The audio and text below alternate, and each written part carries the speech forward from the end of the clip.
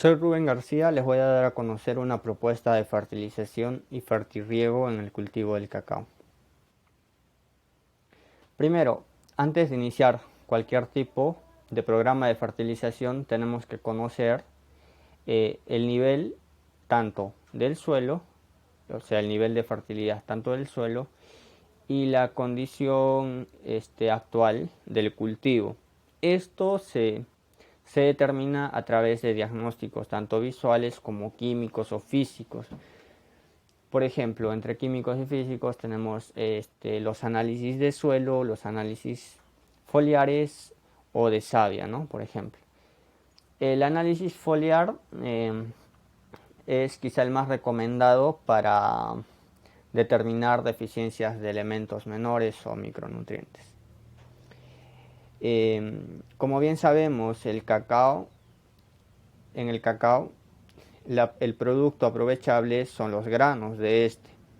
Por tanto, para 1000 kilogramos, en 1000 kilogramos de cacao, se extraen aproximadamente 44 kilogramos de nitrógeno, 10 kilogramos de fosfato y 77 kilogramos de potasio.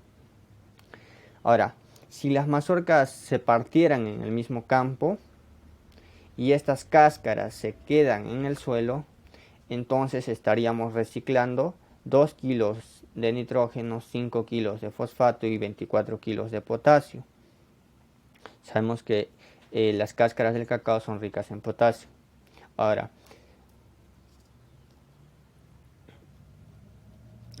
las formulaciones que vamos a realizar se basan sobre los niveles de nitrógeno. De nitrógeno, de fósforo y potasio que muestren los análisis de suelo y en las proporciones que permitan obtener mayores respuestas de producción. En cuanto al cacao, la extracción de nutrientes se da por la extracción de semillas. Este se incrementa rápidamente durante los primeros 5 años después de la siembra, dado que es la etapa de desarrollo donde hay un mayor requerimiento de nutrientes por todas las plantas. Esto no solo pasa en el cacao, es en todas las plantas. Y luego se establece constante en campaña tras campaña, de acuerdo a las épocas de floración y producción, ¿no? Por lo general, el potasio es el nutriente más absorbido por el cacao, seguido por el nitrógeno, el calcio y el magnesio. Y en promedio, en una tonelada de semillas de cacao que se extraen, se está extrayendo 30 kilogramos de nitrógeno, 8 kilogramos de fosfato, 40 kilogramos de potasio, 13 de óxido de calcio, 10 de magnesio. Como hemos mencionado, para hacer un programa de fertilización es necesario conocer la situación, las deficiencias que se manifiestan eh, por las plantas, ¿no? Esto es en el caso de una instalación, en el caso de crear un programa para una plantación ya establecida. Por ejemplo, a través de un diagnóstico visual podemos determinar la deficiencia de nitrógeno como por la clorosis que se muestra en las plantas, en las hojas adultas. Los requerimientos de nitrógeno están estrechamente relacionados con la intensidad de la luz bajo la cual crecen las plantas. Al aumentar la luminosidad, entonces aumenta la intensidad del síntoma, se manifiesta más la deficiencia por nitrógeno. Ahora, la deficiencia de fósforo, cuando existe este síntoma de deficiencia de fósforo, se manifiesta de la manera que las hojas maduras se desarrollan tornando un color pálido en los filos y en las puntas, mientras que las hojas jóvenes son más pálidas que las venas, ¿no? y más tarde las hojas se queman, los filos de las hojas, los bordes, ¿no? En el potasio, en cambio, se manifiestan los síntomas inicialmente en las hojas más viejas y se acentúan con el desarrollo de brotes como consecuencia de la translocación del nutriente viejo a tejido joven. A medida que la deficiencia se acentúa, las hojas de los brotes y chupones son cada vez más pequeños. El potasio, en cambio, en los, en los en los macronutrientes secundarios,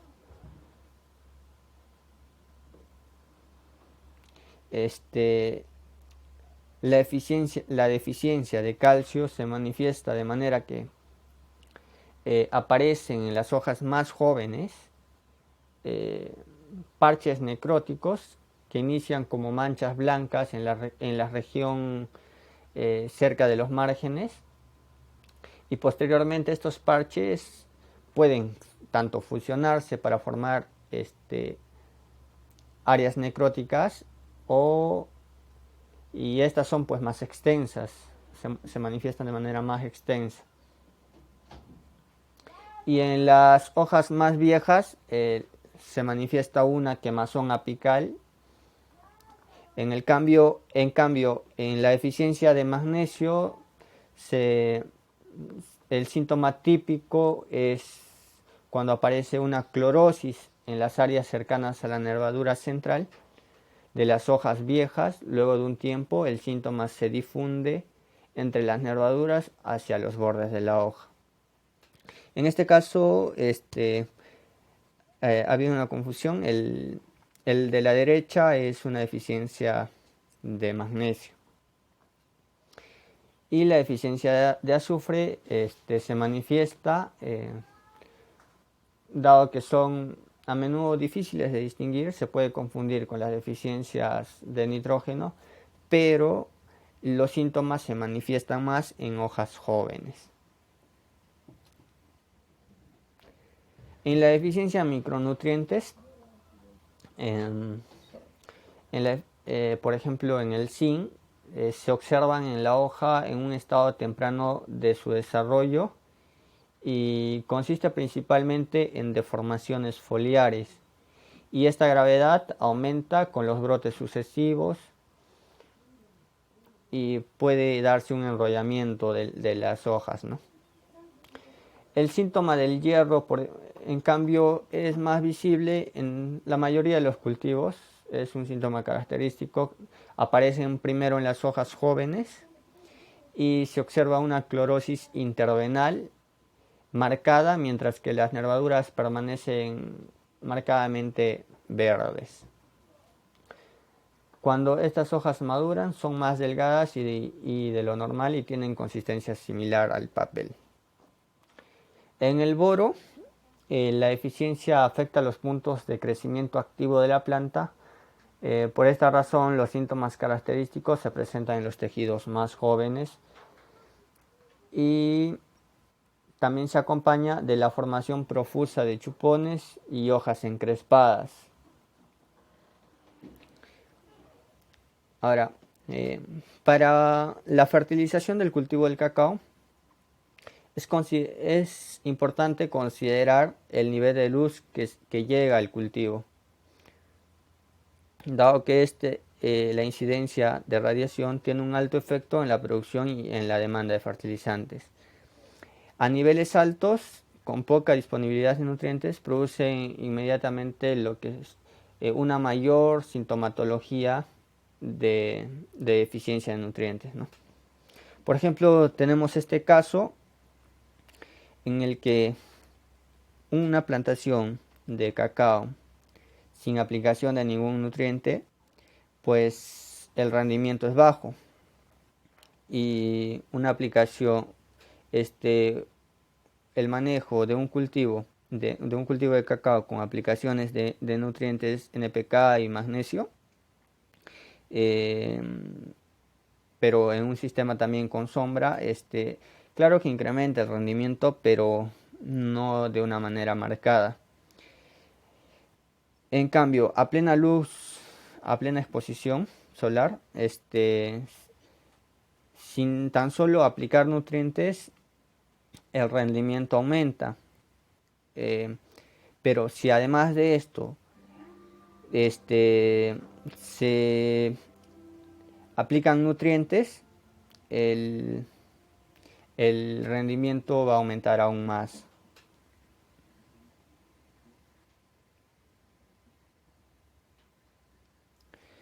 Bueno, como propuesta de abono orgánico tenemos el empleo de materia orgánica, por ejemplo, de difícil descomposición,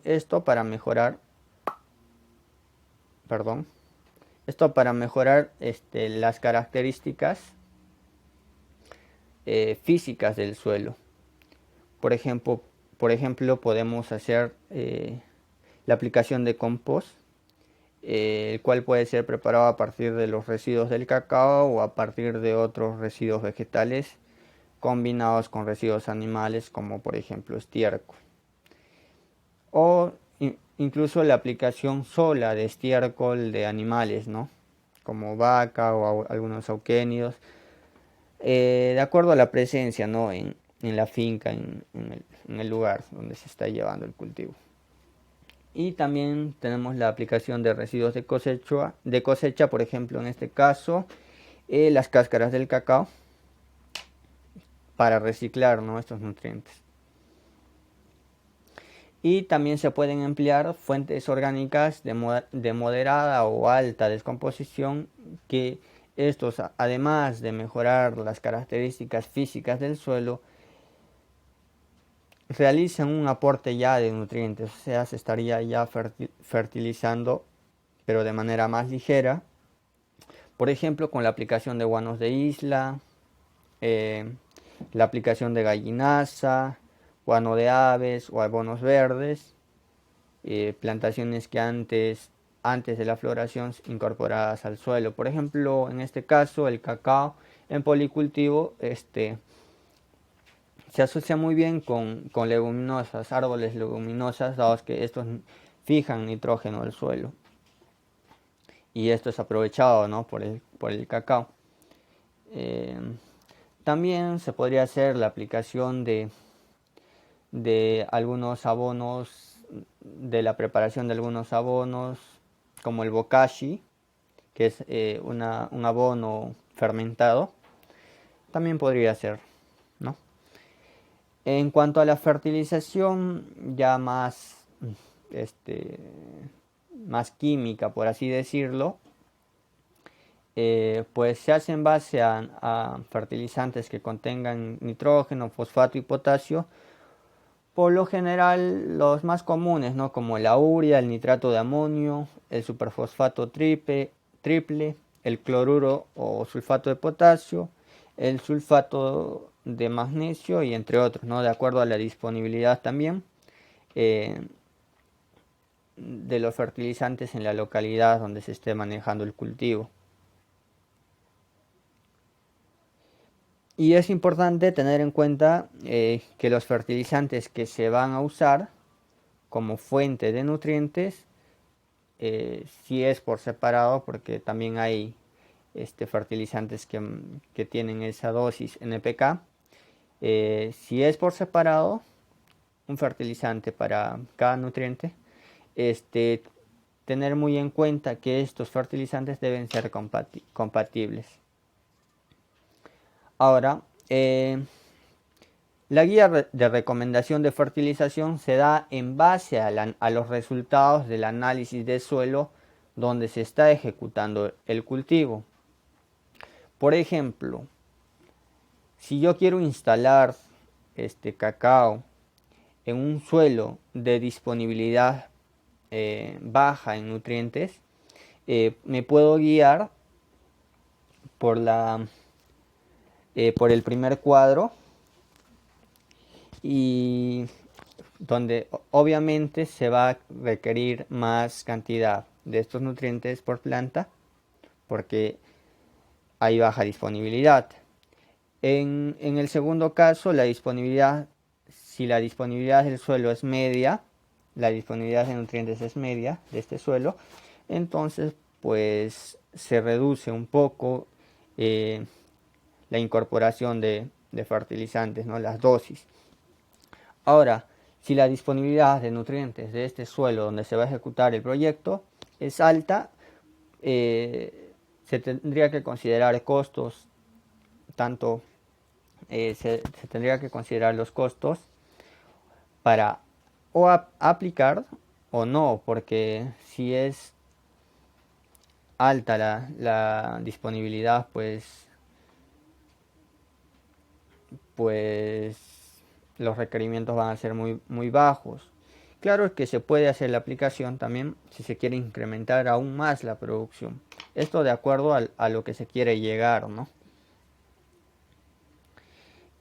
Como hemos visto, estas dosis son variadas en los primeros 4 años de edad de la planta. Una vez superan la etapa de desarrollo y crecimiento y desarrollo, los requerimientos van a ser constantes, porque cosecha tras cosecha, porque solamente se va a requerir esto para la producción, ¿no?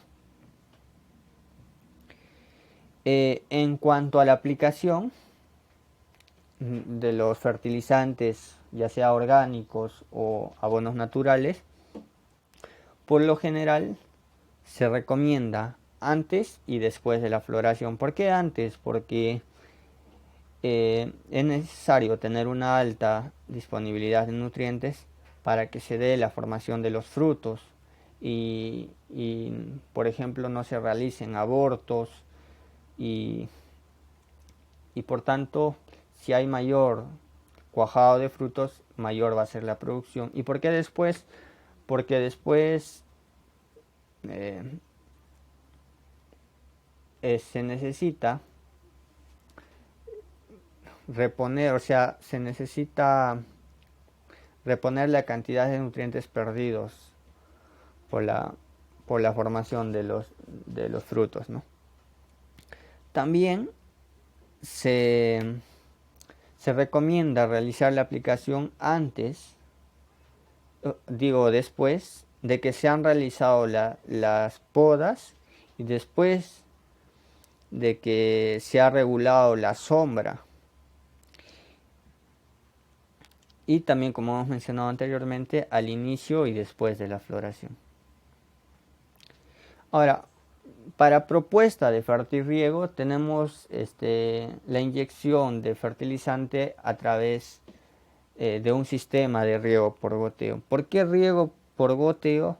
Porque ahorra agua, disminuye la pérdida de evaporación superficial que se da por escorrentía, disminuye la presencia de malezas dado que se riega de manera sectorizada, reduce la presencia de enfermedades, esto porque no todo el suelo va a estar inundado y por tanto la humedad va a ser menor y va a haber menos ataque de patógenos que prevalecen, ¿no?, en ambientes húmedos. Además, se puede manejar las variedades más productivas en el caso del cacao, porque ya le estamos aplicando un manejo tecnificado, ¿no?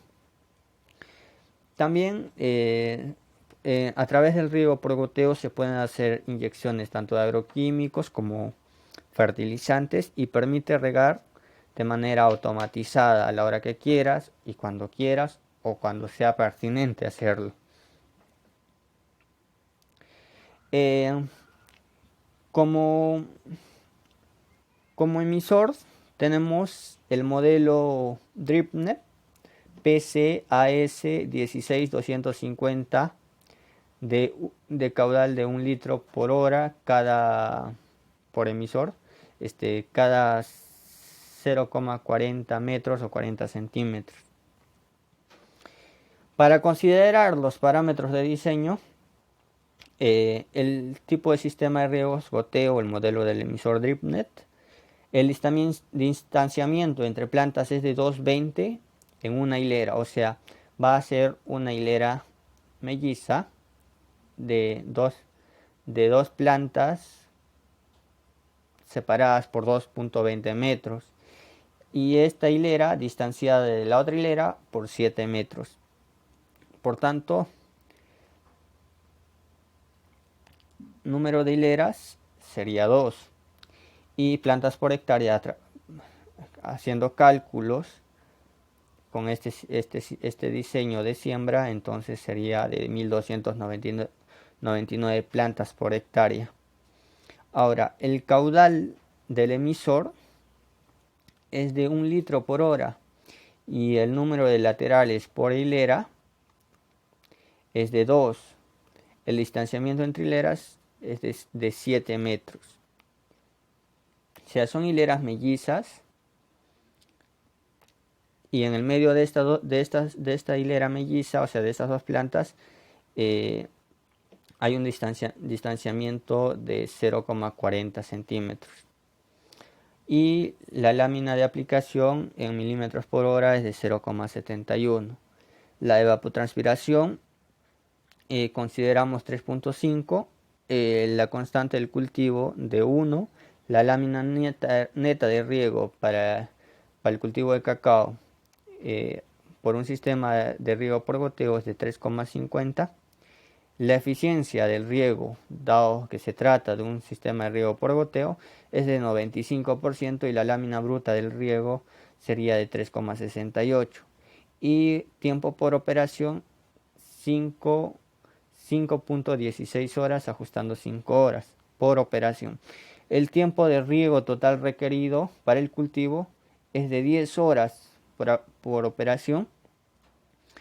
¿Y cuántas operaciones se van a dar? 1.94, o sea, ajustando 2 operaciones, y el tiempo de riego total ajustado sería de 10 horas. Y los aspectos a tener en cuenta en cuanto al fertilizante a utilizar para realizar las inyecciones y antes la solución, estos tienen que ser pues solubles.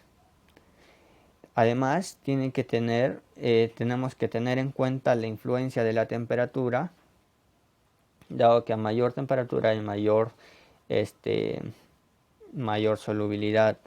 También tenemos que considerar que estos fertilizantes, al mezclar los fertilizantes que se vayan a usar, tienen que ser compatibles para evitar formación de precipitados en el agua y esto se pueda provocar posteriormente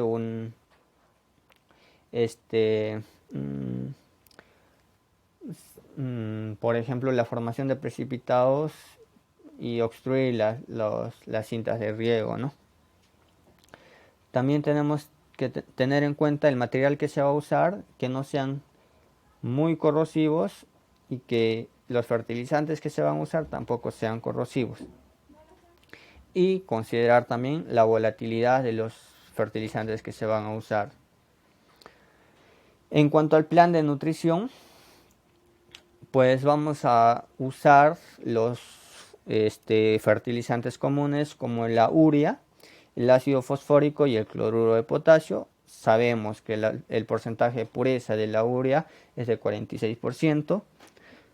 46,00, el ácido fosfórico es de 0,61,0 y el cloruro de potasio 0,060%.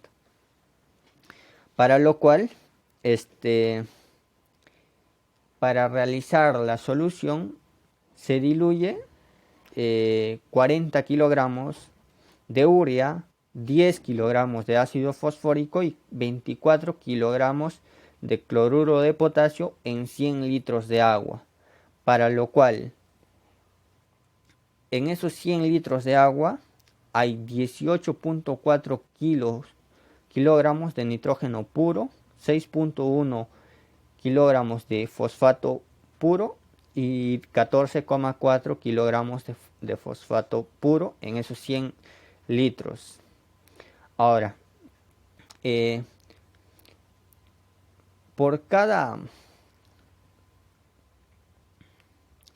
para inyectar 1 kilogramo de nitrógeno hace falta 5.43 litros de la solución anteriormente preparada.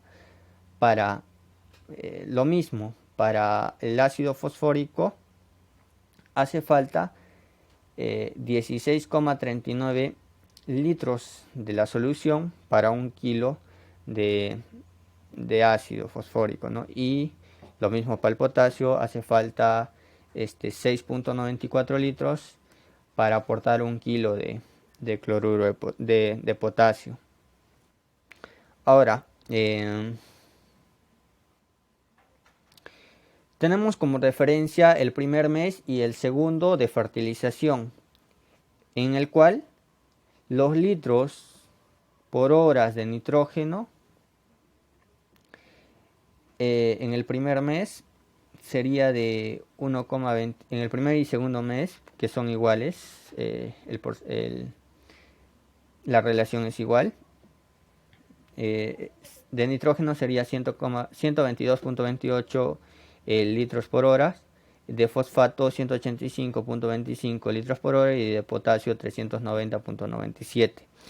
Esto sabemos que a la semana se van a realizar 2 operaciones y en un mes se darían, por tanto, 2 por 4, 8 operaciones.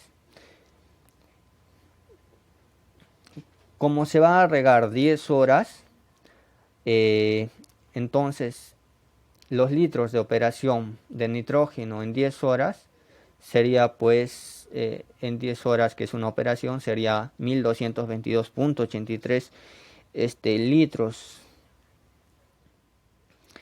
y el litro total pues se da calculando estos litros de operación, o sea 1222 por 2, que se hacen 2 operaciones a la semana, y por 4, que sería el número de semanas por mes. Entonces, por mes se aplicaría 2.445,65 litros. Lo mismo para el segundo mes. Esto por lo que posteriormente vamos a explicar. Acá, como hemos mencionado, el plan de nutrición del turno en litros por mes es de 2.446, dado que son 2 aplicaciones. Entonces, de nitrógeno, 3.700 de fosfato y 7.819. Este es los litros de operación por mes. Si esto lo dividimos en las aplicaciones por semana, entonces tendremos de que se van a aplicar 2.446 entre 4 semanas, 611 litros por semana. Y ahora, si dividimos esta semana en las 2 operaciones que se realizan por semana, entonces se va a aplicar 306 litros de nitrógeno en una operación, 463 litros de fosfato en una aplicación y 977 litros de potasio en una operación. Ahora, el volumen de los tanques, vamos a usar 2 tanques, por lo tanto número de inyectores 2, y se mezcla en el tanque A el nitrógeno y el ácido fosfórico, y en el tanque B va solamente el potasio, dado que es una mayor cantidad. Entonces vamos a usar 2 tanques, sumaríamos la cantidad de nitrógeno y fosfato para el tanque A, y para el tanque B solo iría la cantidad requerida de potasio, ¿no? ¿Y cuándo es el momento apropiado de inyección? Pues por lo general lo más conveniente sería primero aplicar como son 10 horas de riego, las primeras horas aplicar simplemente riego, y ya a partir de la segunda hora, por ejemplo, en el primer caso, cuando se quiere inyectar 100 litros por hora,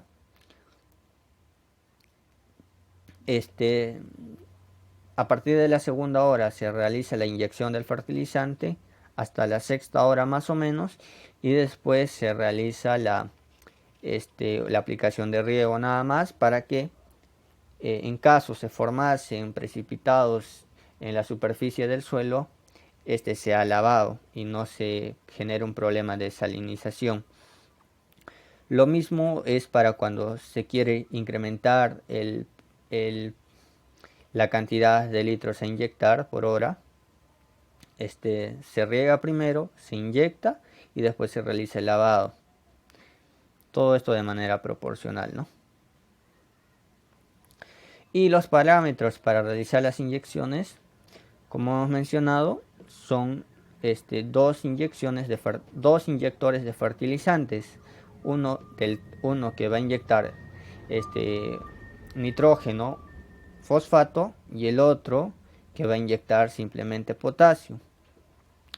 Y la capacidad de estos del equipo de inyección en litro por hora es de 250. Tenemos que considerar eso.